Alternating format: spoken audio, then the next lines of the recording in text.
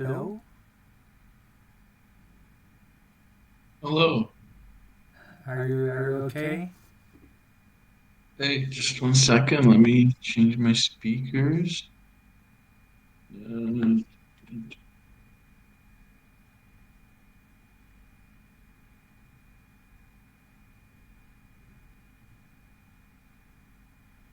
can you hear me? Yeah, I can hear you well. Can you hear me too? Yes, indeed. Good. Perfect. Perfect. Thank you for being there. I hope you're doing well. Yeah, thanks. Yeah, of course. Hope you had a nice Christmas break. Thank you, thank you. Hope you too. Yeah, as well. It was a bit of a chance to meet the family again and recharge a little bit, and now back to work again. Yeah, that's it. It was great. So, okay. So maybe I can introduce you first. Um, so you made first Master of Physics at the University of Edinburgh, and after Master of Research at the Imperial College of London in Control Quantum Dynamics, so in physics. After this, you went into a PhD at the University of Innsbruck, which is a pioneer university into trapped ions, where you. Can I quickly correct you there? So I still did my PhD at Imperial College London. Okay. So So the the part. doctoral center, this Yeah. control quantum dynamics, that was including the PhD. Yeah, okay, yeah. So the PhD with pending trap platform and the cooling techniques was also at the Imperial College of London. And after you made 8 years at the University of Innsbruck and ETH, like 2 years as a postdoc at the University of Innsbruck and 5 years at ETH. Um, and now you're the CEO of Zuriq. Uh, that's 2 years now, and you raised 4.2 millions at the beginning of the company. So, is it all right? Do you want to add something about? No, I mean, I could just maybe just to get it, if you want to get it perfectly correct, it'll be 3 years in Innsbruck and then, yeah, I guess 5 years here Yes. in ETH, just to get the ratio right. And yeah, otherwise, yeah, 4.2, that's in USD million, or you can say it in euros if you prefer, then it's like 4 million, whatever you prefer to Okay. summarize with. Thank you for giving some precisions about it. So I wanted to know why did you choose physics and why quantum physics after why trapped ions? Sure. Yeah, no, I think my early fascination in physics came really already at an early age when I came to it through the universe. I was really fascinated by star formation, black holes, and then really getting to cosmology through the usual pop science route, reading books by Stephen Hawking, Kip Thorne, Brian Greene. These people have really popularized, I would say, physics through the universe. That's probably was my initial impulse to why I wanted to study physics. But then when I started physics at Edinburgh, I realized I actually quite like being in the lab and doing hands-on things and not just calculating abstract equations and really difficult mathematics. And so over time, I realized that experiments really capture my imagination. And one of the earliest experiments that really blew my mind was the violations of Bell's inequality. So really showing that quantum mechanics is non-local. And these early experiments motivated me to explore more the quantum realm, especially one where you can do small scale experiments. So initially, I actually started doing a bit of nuclear physics. That was the my bachelor thesis, and my master thesis in Edinburgh was focused in this direction. But I kind of veered away from that because I didn't want to just work in one big accelerator experiment, looking, for example, at big data or maybe contributing to building some detectors. Rather, I wanted to understand the experiment from the bottom up, you know, all the way from design to building it to taking the data yourself. And that's what led me to quantum um, experiments in atomic physics and what ultimately led me to do trapped ions. Okay, I see, great. Maybe can you explain that's a big result in quantum Bell inequality, but for some people who do not great. Do you have some pedagogical explanation? Yeah, well, it's not the easiest one to explain Yeah. because it involves um, understanding already a little bit of quantum theory and what kind of makes it different. And I guess what gets boiled down to in the kind of popular media, the way it's presented is through Einstein, Podolsky, Rosen had this famous paper in 1930s about a paradox where they basically said, well, if I have two entangled particles and I split them apart very far such that they can't even communicate, because the distance is so fast that the speed of light would take a long time to travel, and I measure the property of one, I could instantly know the property of the other. And this really puzzled them, right? So this is a form of a correlation. Of course, you can have completely classical correlations, right? I can give you a box and I say, look, there's a black sock and a red sock. You close your eyes, you pull one sock out, you walk to a different city, you see it's red. Well, that means you must have left the black sock in the box. So that's a form of a classical correlation. What the Bell's inequalities prove is that if you really describe the world in a quantum way, the correlations you measure are actually more powerful or stronger than anything that can be explained with classical theory. And this is kind of a really powerful result because it really means that there is this non-locality, this somehow connection, invisible connection between objects that can be very far apart in the universe that does depend on the choice of the measurement you make. So I don't know if this is simple enough or popular science enough, but I think that's the way I kind of try to summarize it. Yeah, I think it's a good explanation. Um, so I wanted to know after uh, when you used some penning trap to into your PhD and some coding techniques. I think it influenced. Did it influence Zuriq company? Because yeah, maybe you can a little bit about it. Yeah, of course. So just for a little bit of context, in terms of trapped ions, there's generally two methods of trapping ions using electromagnetic fields. There's the method of the radio frequency or Paul trap, where you combine static electric fields plus radio frequency oscillating electric fields to trap ions. Whereas the penning trap uses static electric fields and static magnetic fields. It's kind of two different methodologies. And they both broadly have similar properties, um, but I would say that when it comes to especially quantum computing, the radio frequency and the Paul traps were really the mainstream. It's kind of what people really worked on for the last 3 decades or so. And penning traps were a little bit forgotten in this space and a little bit more relegated to, for example, precision measurements. And so what we were doing during my PhD was starting to explore the toolbox that was developed for quantum information processing, but applying it to the penning trap where it wasn't so explored. So at the time, I would say I wasn't necessarily envisioning a startup. I mean, I was still very much deep into just exploring the academic side of the whole thing, but it definitely was the seed of doing some level of quantum computing in penning traps. I would say a big part of the credit has to also go to the research done, for example, at NIST in Denver, sorry, in Colorado in the US, where, for example, the group of John Bollinger worked with penning traps doing quantum simulation, also laying a lot of the groundwork for these applications. So there were definitely a few efforts in the world using penning traps for quantum information. At Imperial, we were working on a subset of those, let's say, uh, essential operations, which of course then we now use in Zuriq. And how did you, for people that are not experts into trap aliens, can you also have a pedagogical explanation between penning trap and ball traps, play traps? Mm-hmm. Yep, of course. So basically, what you would like to achieve, the end goal is to take a charged particle, think of it as an electron or a single ion, so an atom that has one less electron, for example, and apply fields such that from all spatial directions, there's a force that's pushing you to one single point, right? So essentially what you want to do is if the ion is pushed in any one direction, it immediately gets forced back to its original position. This is what we call kind of confinement in 3 dimensions.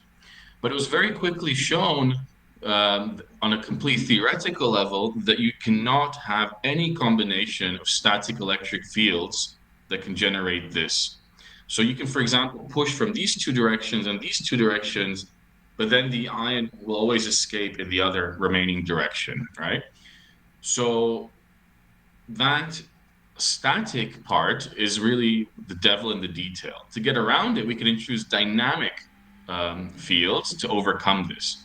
So maybe the way to think of it is if you take just a flat plate, right, and place like a little marble on it, if you tilt the plate a little bit, marble starts sliding off. But you can tilt it back and make a restoring force. Now, it might start slipping this way, so you tilt it back like this. But if you essentially keep moving the plate at a perfectly fixed frequency, the marble will roughly stay in the middle, oscillating around the center. So this gives you an idea that even though a system is unstable in a static scenario, in a dynamic scenario, it can actually become stable, right? If I had a marble, I would show it to you essentially by, putting it on a thing like this and like rotating it like that. Essentially, this can create a dynamic force that can restore the ion to its center. So this is necessary because, essentially, I mean, it's necessary because of this limit on confinement with static fields. Now, we can still do it if we introduce a static magnetic field instead. So we can still come in with an electric field that combines along one dimension, for example, and then the ions get again injected in this other dimension. But if we also align a magnetic field along this axis, we have the Lorentz force, which causes this motion to be translated into this motion, and it basically causes the ion to circle around this axis. So it starts to kind of circle around the magnetic field. So this way, it's a different way to engineer additional confinement in the axis or in the dimensions that you can't do just with electric fields. Okay. And I wanted to know, what coding techniques did you study in your PhD? Mm-hmm. And what did it was useful for your company? Yeah, exactly. So when you first trap an ion, it's genuinely very hot. And what hot means in our context is that it's moving very, very fast and has a very large orbit. So what you want to achieve with cooling is so it has a really tiny orbit and is moved as slow as possible. So you can think of it classically in terms of these orbits, of course. And this is where we have lots of laser cooling techniques to reduce the size of the orbit and also make the velocity really small. Once these kind of energies are reduced, you can no longer really describe the ion as a classical particle. It becomes a quantum system, right? That means you now only have some probabilistic description of where it is. It becomes essentially a quantized system where each quantum of motion describes essentially the probability of where it is in space and also encodes the information of its momentum. But now, because it's quantized, you're in this regime where, in principle, you can keep reducing the quantum all the way to zero. And zero means that it's in its motional ground state, but that doesn't mean it actually has zero velocity or is stationary, because in quantum mechanics, there's no such thing as a completely stationary particle if it's confined, right? So what we try to achieve is we try to achieve this 0-point motion, essentially cooling the ion all the way to have the minimum energy possible. And for this, we investigated what's known as sideband cooling. So it's essentially cooling in this very, very quantum regime. So it's to do that last little bit of cooling to get all the way to the zero. And this is what I worked on in my PhD thesis. Of course, it was already demonstrated very efficiently in all three dimensions for the Paul traps. But in the Penning trap, no one really extended it to still cooling the radial modes of motion, which were a bit more complicated at the time. So nowadays, we use this technique basically every day at Zuriq. I thought also why people choose Paul's trap and nobody chose Penning trap and Yeah. Yeah, I think there's a few reasons, and they usually come as a package, and depending on what your experimental demands are, some are more prohibiting than others. I think broadly speaking, one of the reasons that people were a bit more skeptical of using penning traps is actually part of this laser cooling story. So the first actual laser cooling in an ion trap was actually demonstrated in a penning trap rather than in a Paul trap. But over time, people realized that cooling this radial motion um, all the way to this quantum regime was actually very difficult with kind of a single laser beam. And this is a bit more tricky to explain why, but essentially it's to do with the fact that you have a radial motion. So there's two modes of motion and the ion when it goes around this B field. And one of these modes of motion is actually heated by the traditional single frequency, single laser beam technique that was so easy to implement in Paul traps. As to why that is, that's a little bit tricky to explain. But what's important is that over time we figured out techniques how to overcome this. So initially people thought, yeah, you can cool this, but it's never so easy. It's a bit impractical, whereas nowadays it's super routine. We can just cool very efficiently. The other reason is that when we need this magnetic field for trapping, we're really not talking of a small field. We're not talking, fridge magnet strength. We're talking the strength of a magnet that you have, for example, when you see an MRI scanner. So really, it's a few Tesla of magnetic field strength.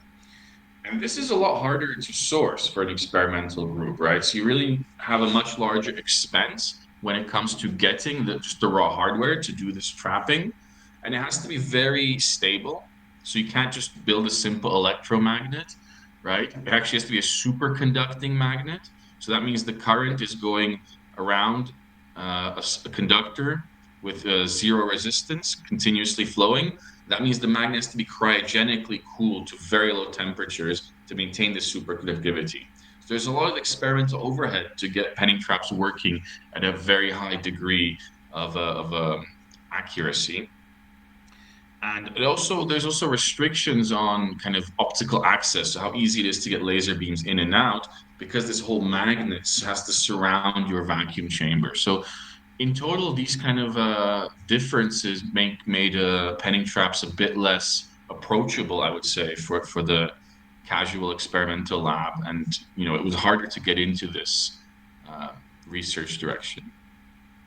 Okay. And you overcome one of the main points by doing by finding some discovery during your PhD about cooling techniques, So which is actually, the cooling techniques, the crucial insights about how to cool the radial motion were already done way before my PhD. What we did in my PhD is actually we just kind of played around with the parameters, explored them both numerically and experimentally, and showed that we can actually implement them on a single ion, which I think was never done before. It was usually done on an ensemble of particles, and show that with a single ion we can get cold enough that we can then initiate this final quantum cooling step to the ground state. So I wouldn't take any credit for inventing the necessary techniques, but for sure we showed that they can go all the way and they can start, you know, competing with in terms of cooling what's been done in the Paul traps. And from then on, we essentially were able to take this bulk of knowledge and also apply it here in Zurich. And it's basically the same techniques working very well for the last couple of years for us. okay. Maybe my next question will be correlated to this one, which is why did you choose? Because you never worked into a company before, doing this startup, and so why choosing this and not, for example, working into a company like IonQ or Continuum? I think it's because the difference between penning trap and pulse trap, but yeah. Yeah, I think there's one clear answer here, which is that you need to first prove something works to the degree where a big company like IonQ would want to pivot and adopt this approach as their main kind of thrust, right? So the way I envision it is when you have a breakthrough idea, You do some validation in a science lab. You show that it works to a particular level of, technology. And then to show that this actually is a viable architecture for quantum computing, you have to start building real prototypes of those quantum computers because there's difficulties and engineering challenges that will only become apparent once you actually try to build the thing. So the need for a company comes from the fact that you don't have enough resources at an academic level to combine the engineering needs of a full quantum computer. That means you'll never have a big enough team that combines the right amount of software architects, electrical engineers, mechanical engineers, cryo engineers, laser experts, physicists, theorists to be able to get one full machine completely up and running. And on the other hand, with just a few experimental papers, you don't have enough pull to convince a much bigger company to suddenly pivot all their resources and adopt your approach, right? So what you have when you're a student or a postdoc or a professor who's just succeeded is you have intellectual property, right? You have some clever ideas, maybe a patent, and what you then need is capital to help you show that those ideas are valuable and that they really can be the foundation of a much larger machine. So that's why we started our company, is because we believe that we do have a very novel, very scalable and powerful architecture. And now it's up to us to prove that we can really build a device based on it and show the world that it can scale and work very well. Okay, I see. And about this, how many people are you in the team for now? And So at the which are the moment, profiles of every person in the group? exactly. So at the moment, we are 8 full-time employees in the company. And the profiles range from the founders, who are essentially all PhDs in physics from the ETH research group. We then have a software engineer, an electrical engineer, and also two additional physicists, kind of bordering between a little bit on the quantum architecture side, all the way to hands-on physicist in the lab. We also are planning to expand the team by 2 or 3 people in the coming months. So these are already people working at the ETH research group, so which we tightly collaborate with. So there's a lot of kind of internal knowledge transfer out of the academic lab into the company.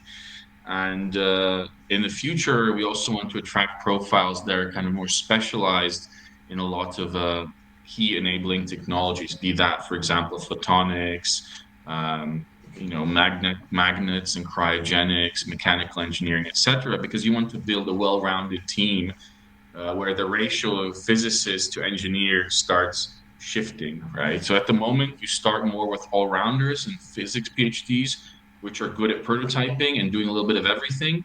But as your ideas become more concrete, you start specializing, getting particular hires that can do their job to 100% quality and putting building blocks together to make the essentially the sum of all the parts greater. Okay. And more concretely now, um, what did you have done during these 2 years? Yeah.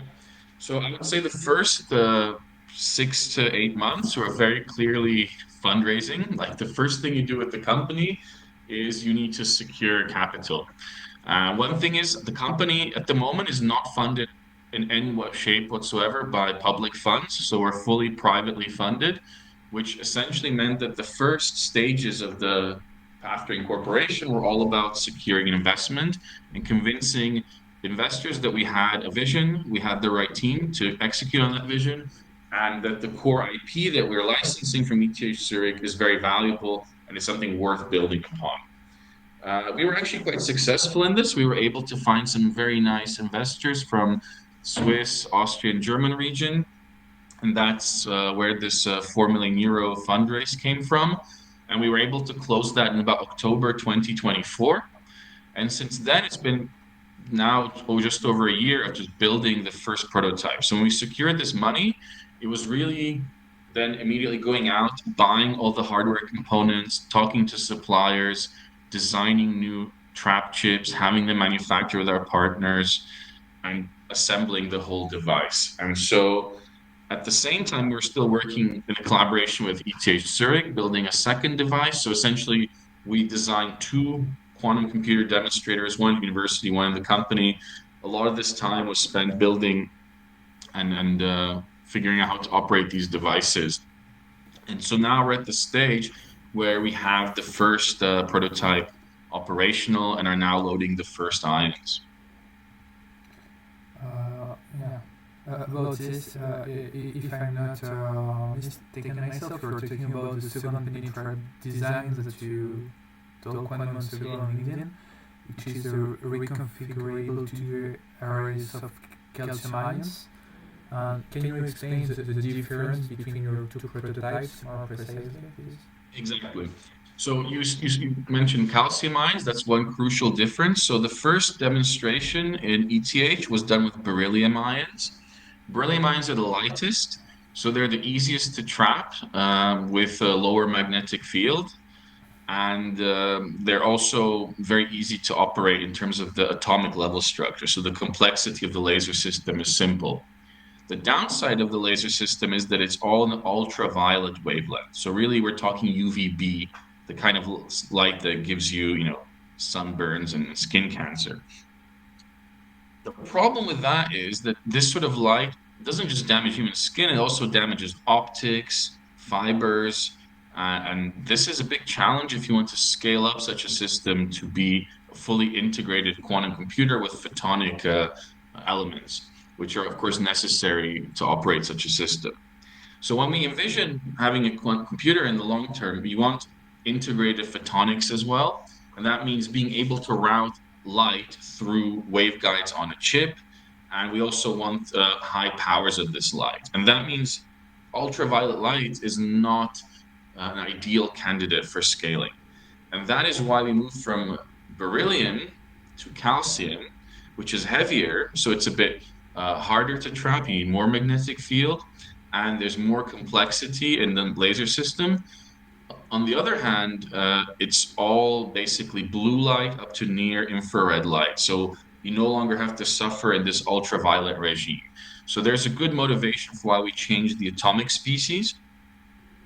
And the other reason is that we mentioned this 2D reconfigurability. The initial prototypes were set to demonstrate a small array. So really the minimum building block, which you can envision as a 2x2 array. Now, the calcium setups are already going to be targeting larger arrays. So these are the two key differences, I would say, in what we've done in the first generation versus now the second generation.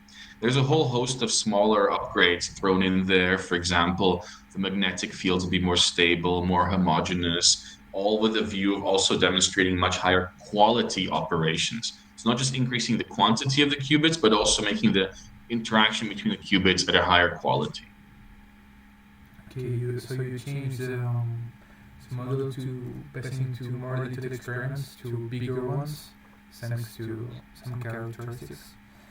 And you also made another partnership with QC Plaquettes 3 months ago.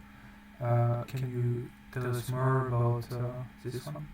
Yeah, exactly. So, one thing I mentioned earlier is that we see ourselves as really changing the architecture at the base level, right? So, by switching from this Paul trap to the Penning trap, what we do is we unlock the second and also potentially the third dimension spatially, where we can translate the ions.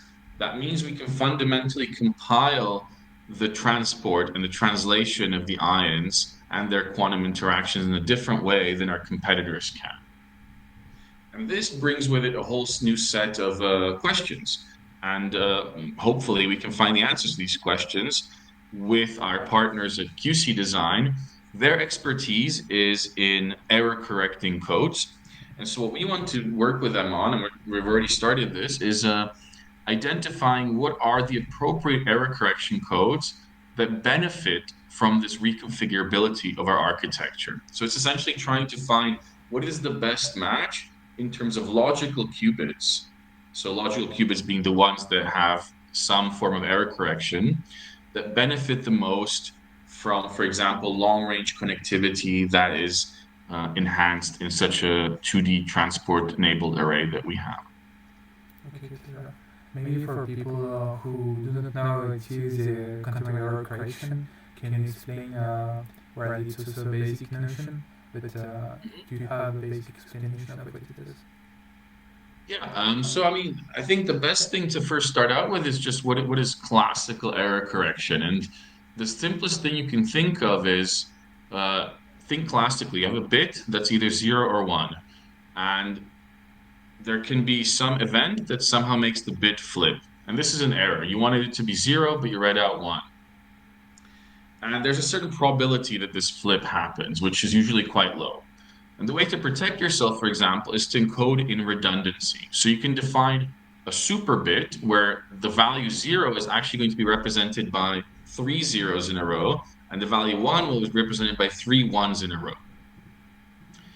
Then you run some calculation and it prints out 110. And you think, okay, well, it probably was 111, and then one of the bits flipped, because it's very unlikely that two would have flipped at the same time. So then you say, okay, 110, I'm going to correct that back to 111 and assume that's what the value was. So this is kind of what error correction is. You can use somehow redundancy to protect yourself against the chance that something random corrupts your result, right? This is easy to do classically because you can always directly peek in at the bits and fix them. With quantum computers, it's a bit more difficult because, as we know from the kind of fundamentals of quantum physics, that a measurement fundamentally collapses the quantum state, right? This is maybe easiest to look at if you remember the Schrodinger cat analogy. You have a cat in a box, you don't know if it's dead or alive, but if you open the box, it's either always dead or alive, right? There's nothing in between. So you want to correct that error without ever looking into the box. And that means you have to actually do something else. You have to transfer that quantum information to some auxiliary quantum bits, which you are allowed to measure. You can destroy their quantum state, throw them away, or just reset them.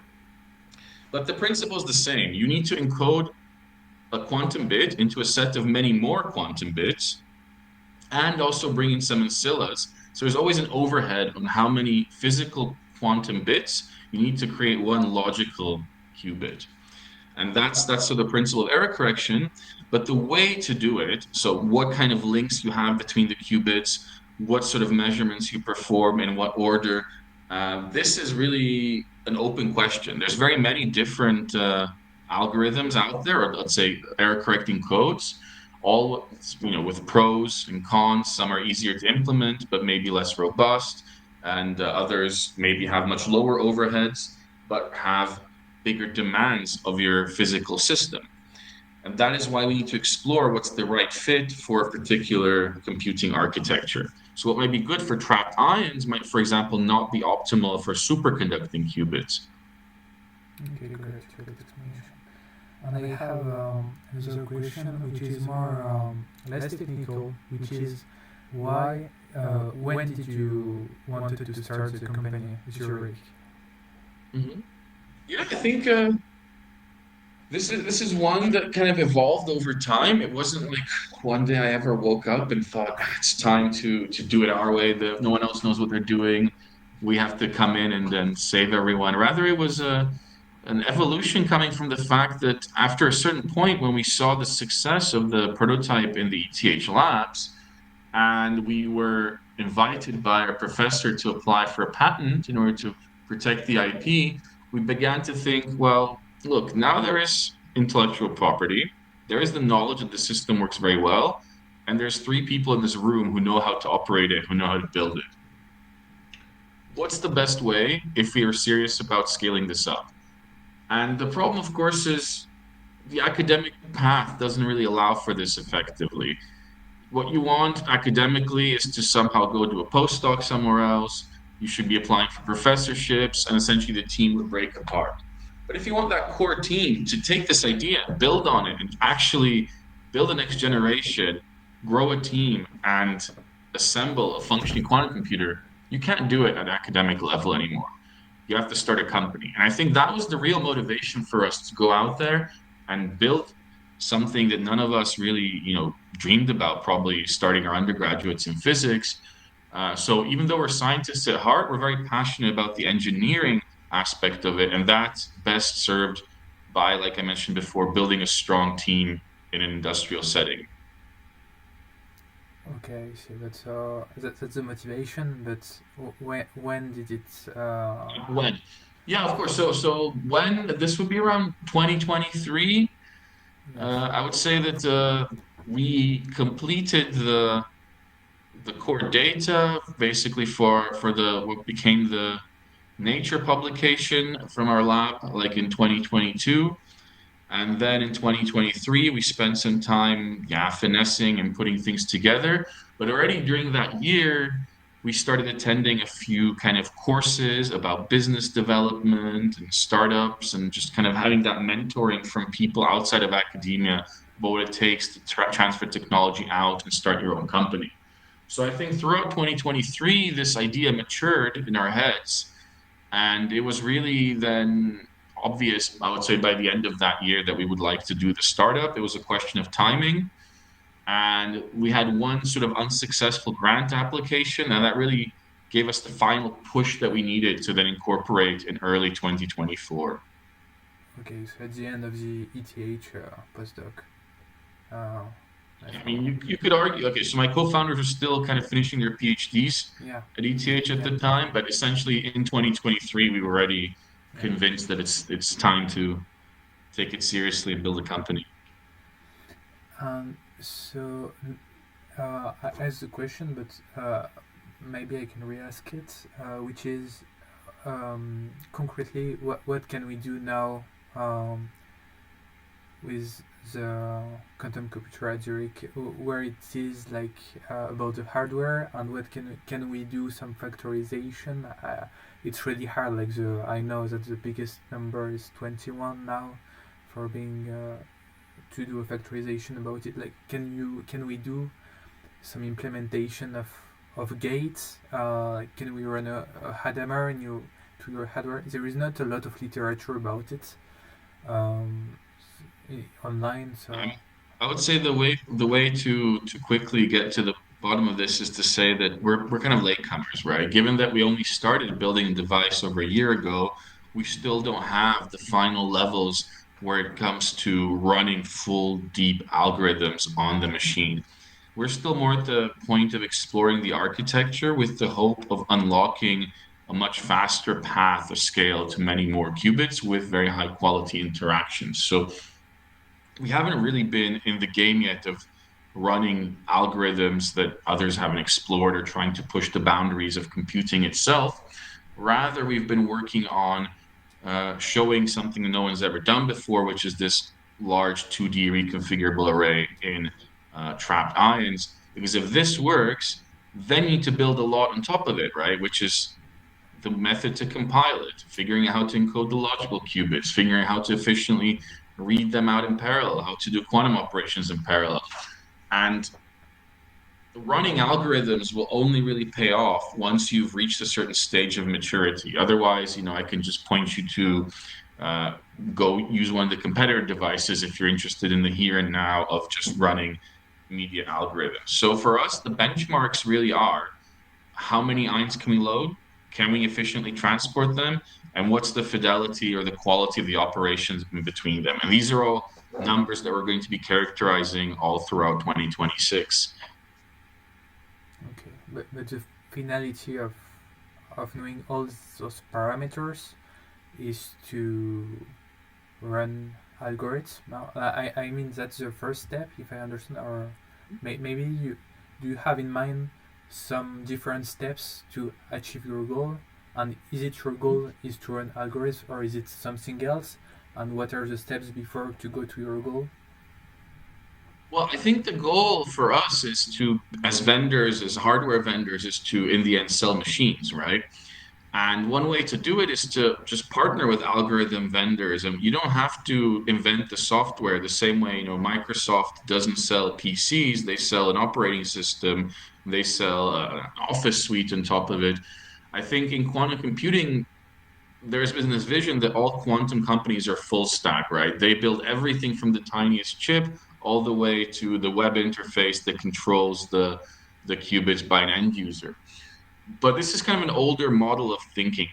this was necessitated by the fact that when these older companies started 7, 8, 10 years ago, there was nothing. They had to build everything from scratch. Whereas nowadays, you can actually partner with applications companies who come up with these algorithms, right? So when it comes to running things, our vision is that we want to work on the hardware first to get it powerful enough that it's worthwhile running algorithms. Because at the moment, there isn't that much added value in running quantum algorithms compared to classical computing, right? We're still in the learning phase, in the growth phase of the computational capabilities.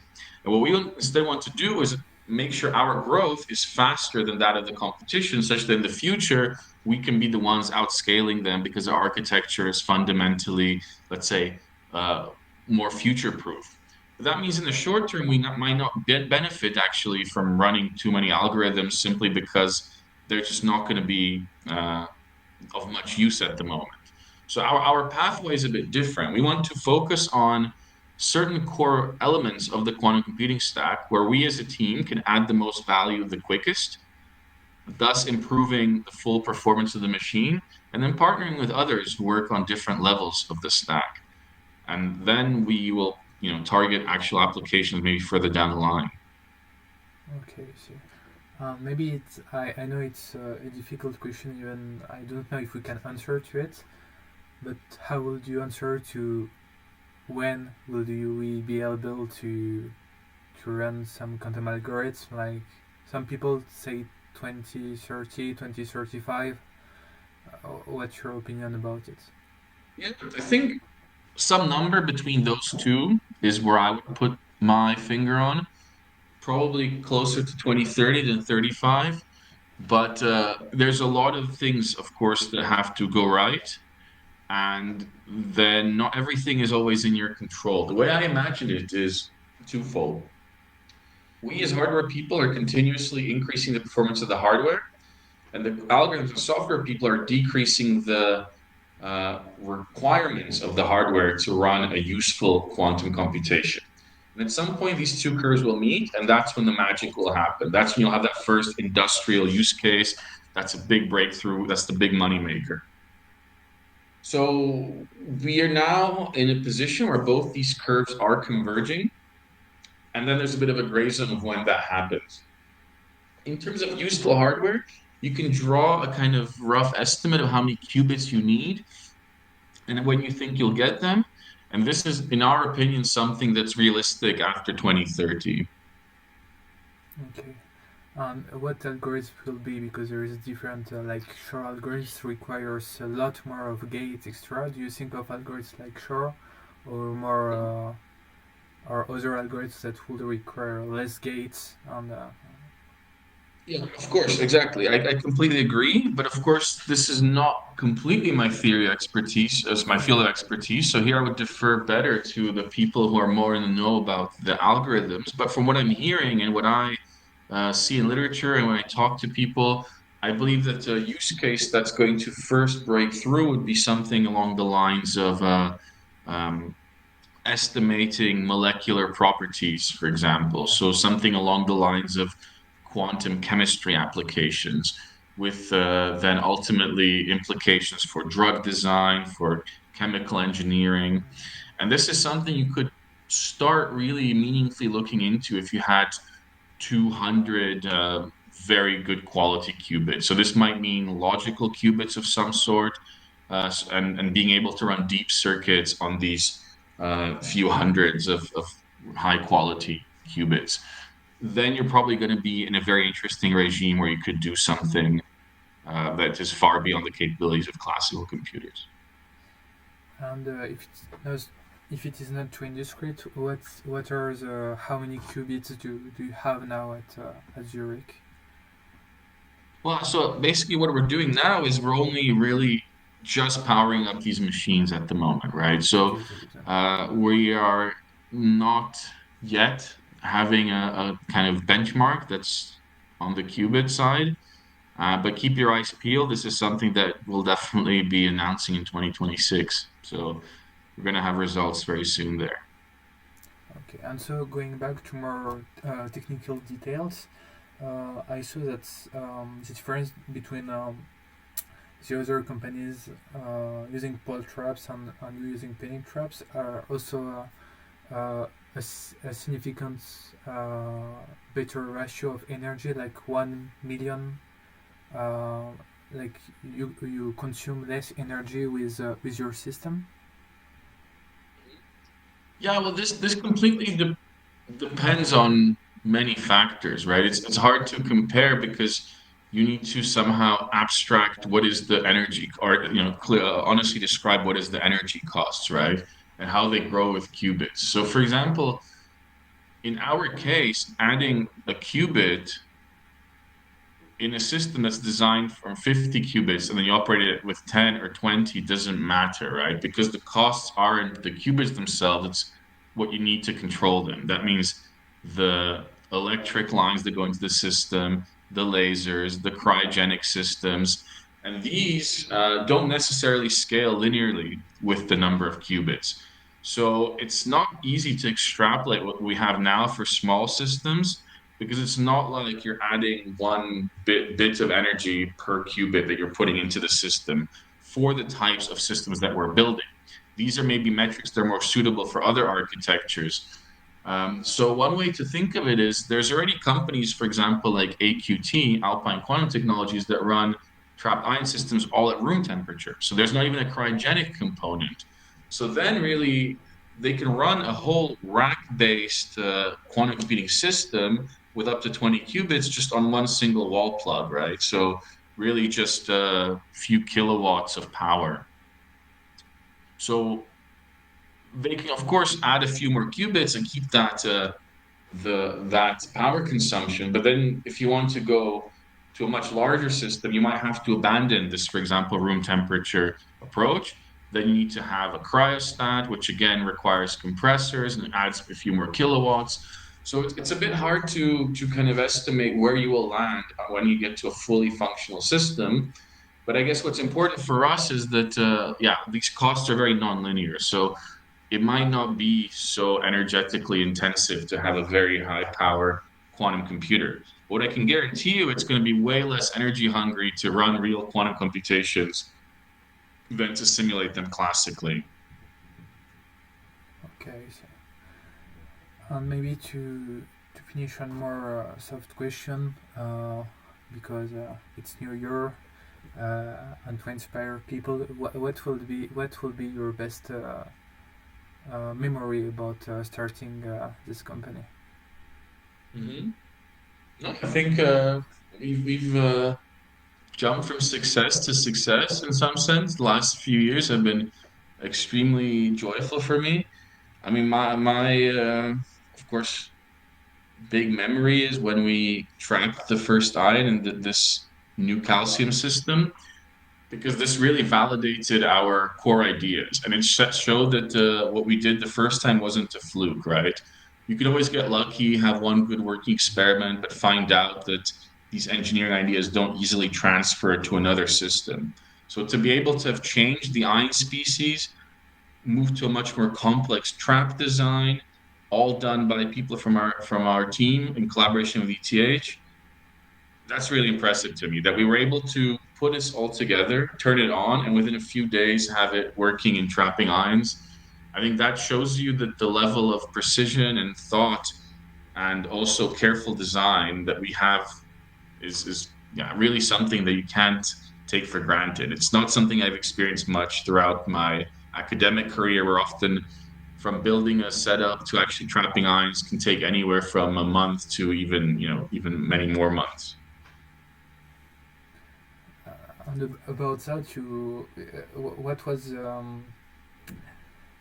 you went from a researcher to a CEO, and did you felt a little lost or or not about this No, change? absolutely. I would have to admit that there were so many things that I just had no clue about. But one thing I was super excited about is just how much information I can take in, process, and learn on the fly. So I think in the last 2 years, I've learned so much more about non-academic skills than I could dream of if I ever stayed in a postdoc or even a professor role. And yeah, I mean, I think I've really been thriving in this role in some sense.